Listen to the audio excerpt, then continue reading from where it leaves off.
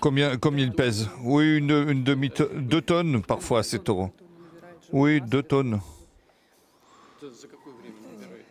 Et juste pour combien de temps il faut pour atteindre la tonne? Ces taureaux donc vont jusqu'à nous les utilisons, nous utilisons leur potentiel et ensuite donc en une année ils arrivent jusqu'à une tonne. Non, non. En une année ils arrivent à 500 kilos. Oui, 500 kilos, oui. Nous n'en avions pas des taureaux comme ça. Oui, on a des taureaux comme ça. On a un centre où nous élevons ces taureaux. Nous travaillons dans ce domaine. Mais les taureaux dont vous parlez, qui vont jusqu'à une tonne, est-ce qu'on a un? Oui, bien sûr, on en a.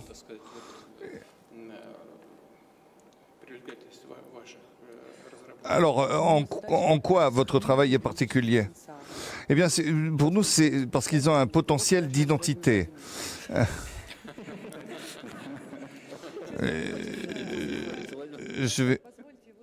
Permettez-moi d'exprimer mes remerciements au nom de.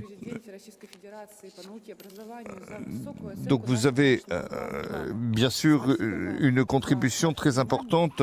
Merci de votre attention et merci de votre soutien. Merci à vous, merci. Mais dites-moi un petit peu, avec des mots ordinaires, en quoi consiste votre travail et pourquoi ceci est important pour l'alimentation. Avant, nous ne l'avions pas. Donc nous achetions cela à l'étranger. Mais écoutez, moi j'aimerais vous dire comment je suis arrivé. Eh ben, je viens de Sibérie, d'une petite ville industrielle, des environs de Krasnoyarsk. Et à la fin, j'ai compris que je voudrais faire de la science. Et je suis allé à l'université d'État de Saint-Pétersbourg avec. Donc maintenant, vous êtes professeur, c'est ça? Oui, je suis professeur. Vous êtes docteur? Oui, je suis docteur en sciences. Vous êtes donc docteur et professeur. Oui, je soutiens le fonds de l'innovation en matière de doctorat. Je m'occupe de questions de santé et autres. Je voudrais remercier l'ensemble des responsables de l'agriculture dans mon laboratoire, notamment une de mes collègues qui a permis de conduire des recherches sur ces plateformes. J'ai eu beaucoup de chance parce que j'ai pu trouver ce travail grâce au correspondant de l'Académie de Russie, M. Prinichov. Et merci parce qu'il a cru en moi. Et lorsque nous avons participé avec mon époux à ce programme d'agriculture, c'est un programme de développement important. C'est un programme très important puisque cela permet de résoudre les problèmes de notre famille. Mais vous travaillez où? Nous travaillons à Vyborsk, donc dans la région de Leningrad. Il s'agit d'un complexe agricole très très important. Donc vous allez jusqu'à Vyborsk, jusqu'à Saint-Pétersbourg, c'est ça? Oui. J'ai compris qu'il était important non seulement de réaliser le potentiel des animaux, mais de conserver et de préserver leur potentiel génétique. C'est pourquoi ce fonds nous a permis d'améliorer les protocoles, d'optimiser la conservation du matériel génétique et d'élaborer des composants pour une préservation efficace des semences de ces animaux. Et le résultat, c'est que nous avons mis en place des éléments importants qui permettent de travailler, de former, de forger en Russie une indépendance génétique. Le président, oui, c'est une autre étape et c'est quelque chose de très important. Ça, ce sont des animaux pour la production laitière, c'est ça? Oui, ce sont effectivement des vaches qui ont un potentiel génétique. Et cela permet d'améliorer la qualité ou la quantité ou la qualité de production, notamment en Grèce. Mais on parle ici surtout de qualité pour la production de fromage, par exemple, et pour le traitement du lait. C'est très important. Et il y a également une question de quantité, bien entendu. Et il s'agit de créer une génétique exceptionnelle pour créer une nouvelle génétique pour l'amélioration de la production. Oui, ce sont donc des vaches qui peuvent produire du lait suffisamment riche en lipides pour produire des fromages, c'est cela? Oui, oui, c'est très... oui, bien sûr, c'est cela. Qu'est-ce qui est le mieux, les Danois ou d'autres laits? Je pense que le lait de Glashitsky est meilleur. Il faut que nous mettions l'accent sur le développement de ces produits laitiers et en développant les bovins de cette race. Est-ce qu'on a déjà... Oui, on développe. Nous avons mis en place un système unifié de sélection d'animaux par peuplement et nous mettons en place une production et ce n'est qu'ainsi que nous pouvons développer un génome et être donc indépendants sur le plan du génome. D'accord, j'ai compris. Et merci, dites-moi. Et donc, c'est une perspective à quel terme? Quel est le délai qu'on peut se fixer? Combien il nous faudra de temps pour qu'on puisse se sentir totalement souverain en la matière? Je pense qu'il nous faut de 5 à 10 ans. Oui, nous sommes d'accord avec le ministère de l'Agriculture, puisqu'on travaille dans ce sens. Et il faut noter et il faut unir nos efforts pour que nous ayons une base unique et aussi, pas seulement au niveau des animaux, mais sur le plan de leur génotype pour que nous ayons un système cohérent et s'unir avec qui? Avec différents organismes qui mènent des études en Russie. Voilà, c'est ça, et qui procèdent à une collecte de données. Donc, on a une base, on peut appeler ça une banque de données, effectivement, et à ce moment-là, nous avons besoin de travailler dur dans ce domaine. Et aujourd'hui, on en a combien de centres qui font des études dans ce sens aujourd'hui? Nous en avons 3 principaux et il y a des entreprises qui travaillent dans ce domaine, qui vont sur les exploitations et qui collectent des données, qui vérifient les données dont nous disposons, qui en collectent de nouvelles. Et elles travaillent sous le cadre de quelle structure? Oui, c'est toujours le ministère de l'Agriculture. J'ai entendu vos propos adressés au ministre de l'Agriculture. Je sais que c'est important. Donc il y a le vice-premier ministre qui a son œil aussi là-dessus. Et donc vous considérez qu'on peut unir tout ce processus et donc on peut continuer de cette façon. Et à ce moment-là, on peut effectivement unifier. Est-ce que je voudrais ajouter, il n'y a pas seulement les centres de coordination. Il faut intégrer dans ce système, mettre en place, intégrer les producteurs, c'est-à-dire ceux qui travaillent auprès des vaches, auprès du bétail et qui seront capables ils reçoivent une subvention et qui sont capables de rendre compte de la quantité d'individus produits et voir comment mettre en place une base de données qui correspond. Et ça, c'est très important. Et sur la base de cette banque de données, de cette population bovine, on peut continuer à travailler pour assurer notre indépendance de génotype. Et le ministère de l'Agriculture, il est en contact avec vous? Moi, je passe toujours via le directeur de l'université vétérinaire. Donc, je demandais au ministre, dont c'est quelqu'un d'assez énergique, et bien entouré, et bien informé dans ce domaine, je vais parler avec lui. Et je pense que ce sera intéressant. Et vous pourrez le rencontrer. Je pense que ce serait important. À vous. Oui, je voudrais moi aussi vous dire des mots de reconnaissance. Je comprends que nous n'avons pas beaucoup de temps, mais je voudrais remercier les personnes qui ont influencé sur l'exécution de ce travail. D'abord, c'est l'Institut de physique et de technique et le directeur de l'Institut qui est membre correspondant de l'Académie des sciences et qui, avec les enseignants, et donc il y a d'autres professeurs avec qui je travaille et je tiens à remercier mon premier et seul enseignant de chimie celle qui m'a donné cette orientation, et nous avons travaillé aussi avec d'autres responsables, et je voudrais parler du travail d'une manière plus générale de ce que nous faisons.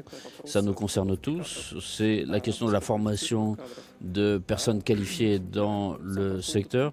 Moi-même, je suis passé par cette voie et je pense qu'on réussit un système de soutien à la formation du personnel qui est important. Et donc, c'est un travail que nous faisons avec le fonds d'investissement direct. Il y a aussi des initiatives pour les jeunes. Oui, jusqu'à 33 ans, il y a des mesures de soutien. Oui, c'est ça, oui. Ensuite, il y a le programme présidentiel. Moi, j'ai bénéficié des deux programmes dans un groupe de recherche. Et une fois que j'ai eu un certain nombre d'expériences sur le plan administratif, sur le plan de l'enseignement aussi, j'ai pu participer au concours des jeunes laboratoires et d'être vainqueur. Et je travaille donc à l'Institut de chimie, et de physique et chimie, et nous travaillons avec notre directeur, et notre activité a été donc remarquée à la fin de l'année dernière, et on m'a proposé de participer au cadre de réserve stratégique à partir de la fin de l'année, et le moment le plus important, c'était donc la soutenance des différents projets. Ça s'est fait avec notre équipe, et mon équipe a soutenu son projet sans ma participation. Oui, donc avec M. Forchenko, et nous avons soutenu notre projet, et il consiste à accélérer, à multiplier par 2 la vitesse de formation de cadres dans différents domaines, et en particulier dans le domaine de l'énergie, puisqu'on a essentiellement des spécialistes dans ce domaine. Et la mise en valeur de ces opportunités est importante, non seulement pour développer la science et l'industrie, mais aussi pour faire participer d'autres gens, pour créer d'autres nouveaux programmes. Et donc, c'est des programmes qui sont en cours de réalisation. Donc, sur le plan du développement technologique, nous avons donc des projets qui sont lancés, et je participe à 2 projets importants en matière liés au ministère de la Production et au ministère de l'Industrie. Et donc, je pense que c'est une mesure qui serait bonne pour renforcer donc notre capacité à former des gens, à former des cadres, et, pas seulement dans notre domaine, mais ceux qui travaillent dans des sciences, dans le domaine scientifique appliqué. C'est-à-dire qu'on a une certaine avance concrète. Oui, ici on parle essentiellement de la formation de personnel hautement qualifié, notamment dans des secteurs de pointe. Et nous travaillons ici sur les productions qui sont existantes en Russie. Et en matière d'innovation, c'est-à-dire dans des domaines qui n'existaient pas ici en Russie, et là, nous travaillons justement à mettre en place, en mettre en œuvre tous ces programmes. Et là, on a des nouveaux domaines de spécialité. D'abord, il y a une production. On comprend qu'on a besoin de personnel et donc on met en place un programme. Et après plusieurs années, une fois que le programme a été mis en œuvre et que des gens ont suivi cette formation, ça fait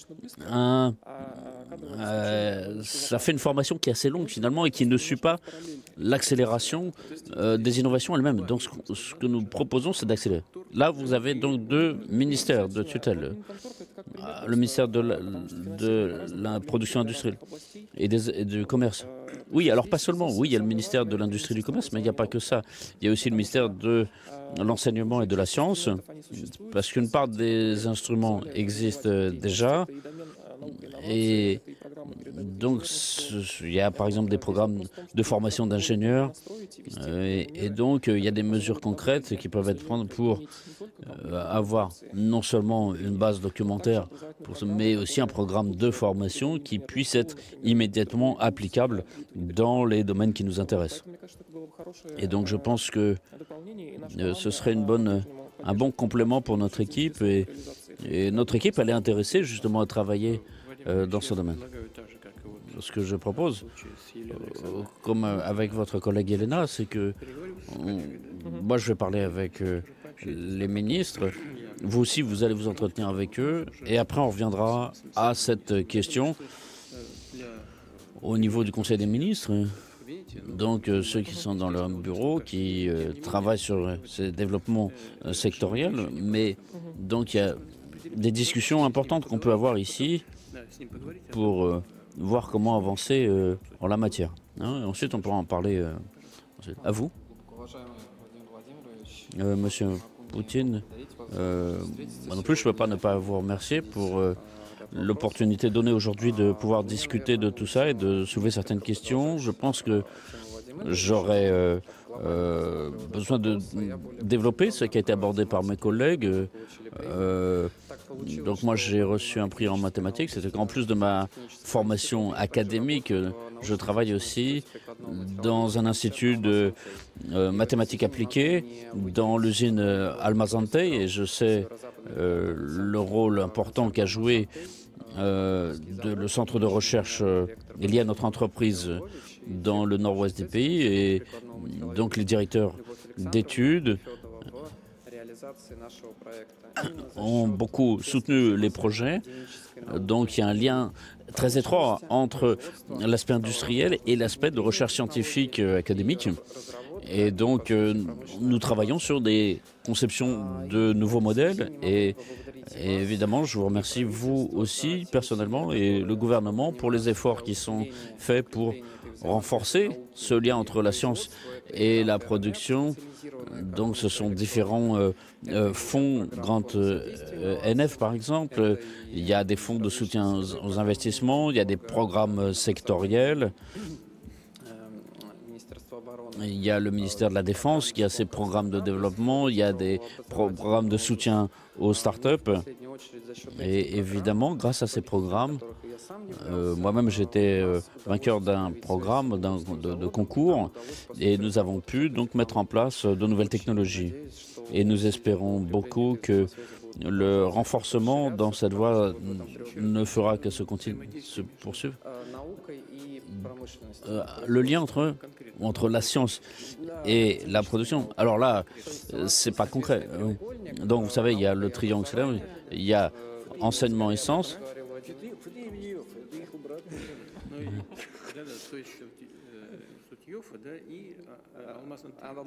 Donc Almazante, les différents instituts, oui. Et donc notre directeur nous a dit qu'il serait très heureux de voir de nouveau effectuer une visite chez nous. Oui, on est en contact avec eux, oui. Donc Je suis en contact avec eux, donc je vois. Et il y a aussi un autre point qui est important, c'est la chaire de base qui est directement à l'entreprise industrielle. Il y a aussi à votre université d'origine. Et ces départements de base, ces chaires, permettent d'orienter les jeunes dans ce travail de recherche scientifique. Et on voit des gens qui travaillent ensemble, et par exemple avec mon directeur d'études, que je remercie aussi, et aussi mon collègue. Voilà, on a travaillé ensemble et ça nous permet de continuer à travailler et sur la production et sur la recherche scientifique. Et dans le domaine de la recherche scientifique, ce qui est important, nous cherchons justement à réduire cette période de formation des nouveaux spécialistes. Donc en Russie, nous avons ici des départements spécialisés, par exemple en matériaux céramiques et d'autres matériaux utilisés. Et donc, nous continuons à agir dans ce domaine. Merci. Alors, je ne sais pas quel est le matériau le plus important dans ces domaines, ce n'est pas moi le spécialiste, mais en tout cas, on avait parlé avec votre directeur de ces recherches et nous avons compris que ces départements dits de base sont très importants pour soutenir la recherche. On travaille aussi avec les agences de soutien aux recherches scientifiques. On est en lien étroit et j'ai compris que c'est important. Oui, pour notre entreprise, Alma Santé, c'était très important, effectivement. C'est très important. Oui, donc là, c'est une des entreprises, un des groupes industriels les plus importants dans le domaine. Et donc là, on a vraiment effectivement un travail. Je sais que vous êtes en recherche permanente, vous cherchez toujours de nouvelles solutions innovantes. Pour moi, ça me paraît essentiel. Donc il y a des questions qui sont importantes ici. À propos des départements de base, on va parler de ça encore. Donc à Saint-Pétersbourg, oui, c'est ça. Oui, quand vous serez de retour, on vous trouvera, on en parlera. Monsieur Poutine, je m'appelle Natalia Tcherkachina. J'ai grandi à Belgorod et après l'université, j'ai eu la possibilité de rencontrer mon futur dirigeant et j'ai pu rencontrer mon directeur d'études.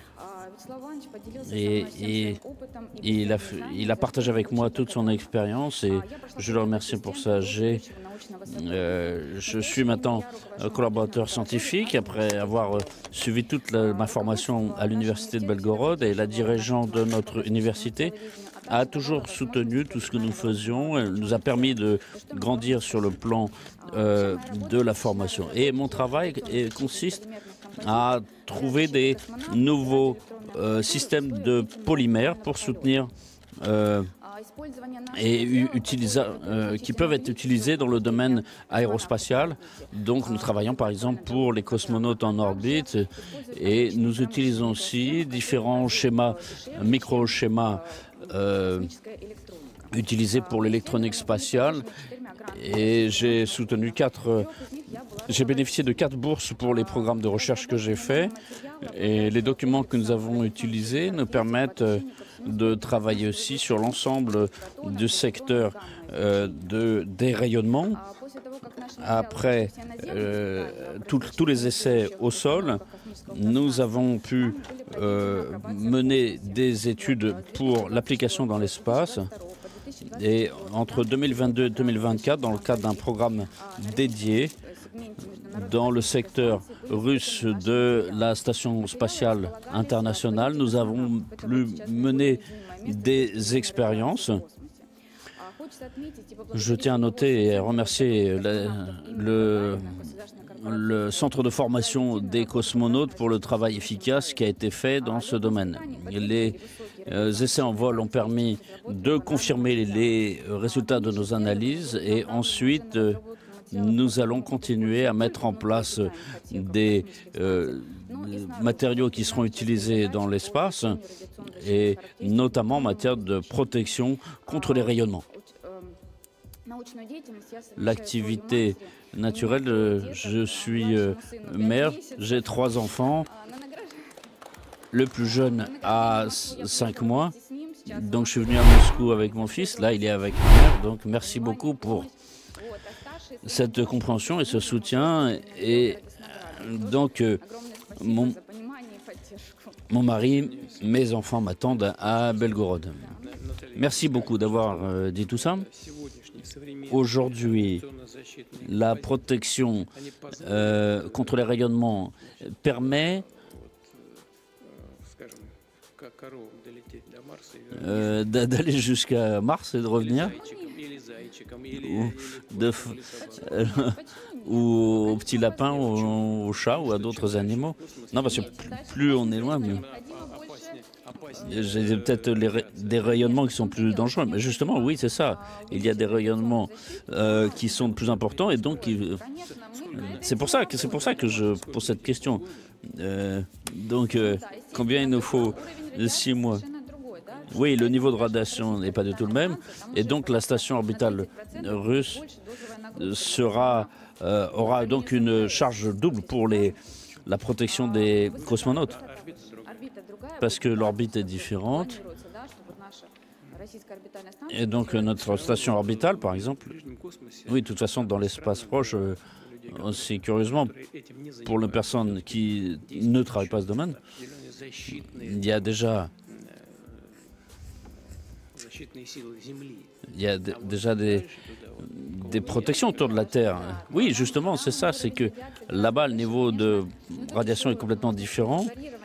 Alors ici, on peut travailler sur une épaisseur variable de la protection, mais évidemment, oui, évidemment, ça augmente la masse, et chaque kilo supplémentaire est une charge, et donc nous proposons d'utiliser des polymères qui seront plus légers, moins volumineux, et donc leur efficacité sera plus importante. Donc les essais en vol ont confirmé les caractéristiques que nous avions définies sur Terre. Donc c'est la question qui se pose. Alors pour l'instant, on protège les cosmonautes, mais on ne parle pas encore de vaches cosmonautes, mais non, je parle peut-être d'autres. J'ai plaisanté à propos des vaches, mais on a besoin des vaches ici, mais pour faire du lait, du fromage, etc.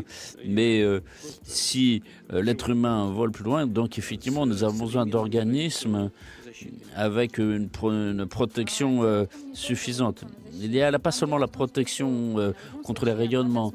De toute façon, il faut regarder l'ensemble. Quand on est en apesanteur, un cosmonaute, il y a les muscles qui s'atrophient. Donc il y a beaucoup d'éléments ici. Donc aujourd'hui, nous comptons sur les matériaux sur lesquels nous travaillons en fonction de l'altitude où ils seront utilisés. Alors, Mars, pour l'instant, on n'y pense pas, mais ça viendra peut-être. Donc nous allons continuer nos recherches. Peut-être que les prochains matériaux seront plus efficaces. La science ne fait pas du surplace, donc on avance toujours. Oui, c'est justement ce que je voulais entendre. Aujourd'hui, il n'y en a pas ça, mais dans l'ensemble, vous considérez que cela est possible? Oui, à l'étranger, on entend ce qui se dit, et puis chez nous, sur la possibilité de conquérir Mars, oui, tout le monde va y aller. Mais aujourd'hui, non. Pour l'instant, non. Non, c'est possible. Mais nous ferons en sorte que la Russie soit la première. Donc, on pourra peut-être proposer quelque chose à nos partenaires. Oui, oui, c'est ce qu'on va faire. Oui. On va essayer. Très bien. Ce que je voulais dire,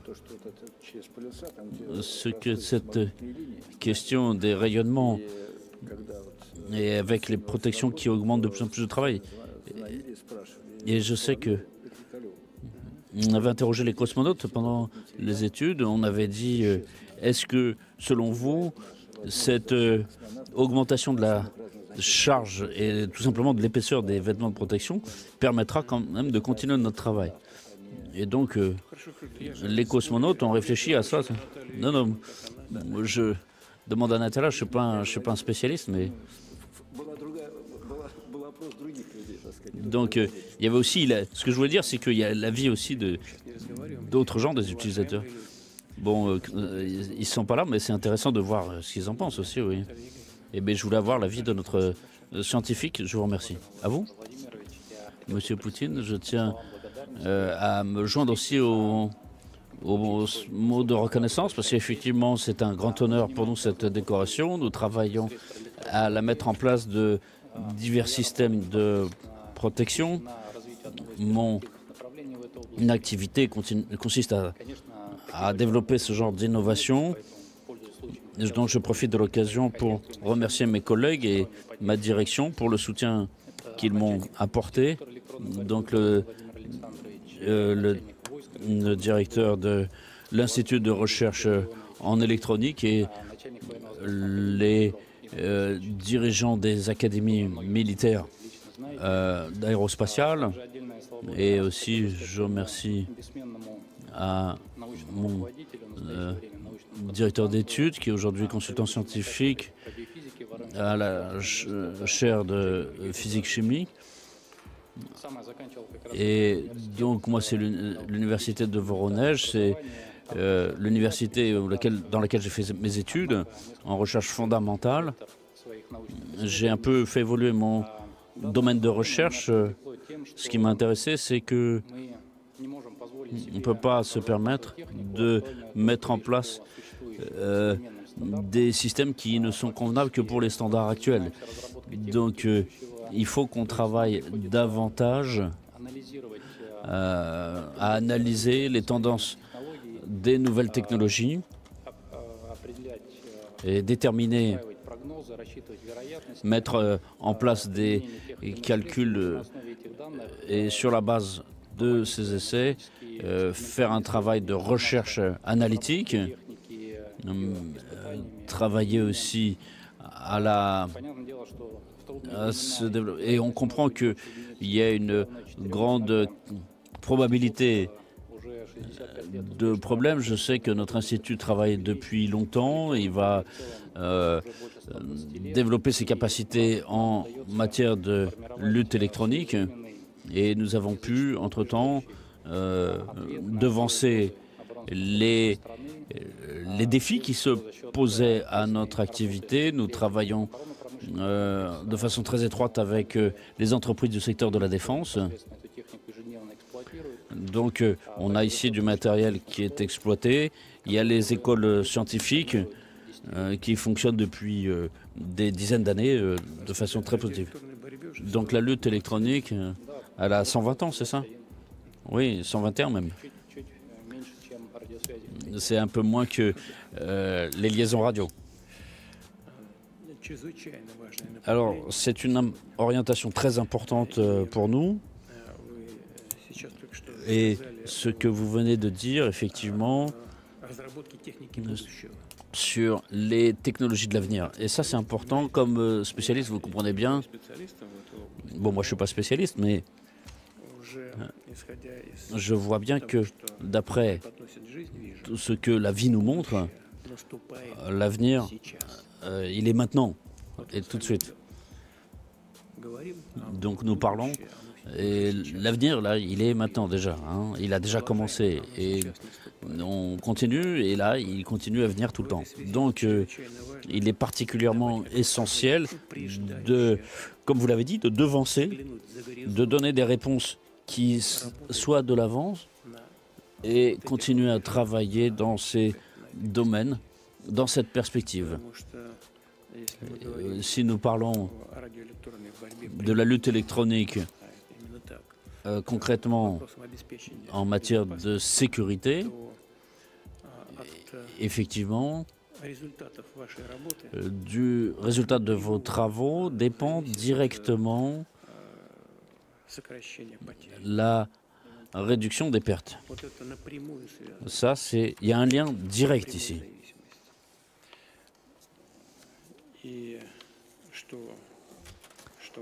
Et ce qui est important, c'est que quand je dis que l'avenir intervient maintenant, c'est que c'est dans ce contexte du réel. Oui, justement, je voulais noter que c'est peut-être des grandes paroles. C'est même pas que ce futur intervient, c'est que nous le créons nous-mêmes.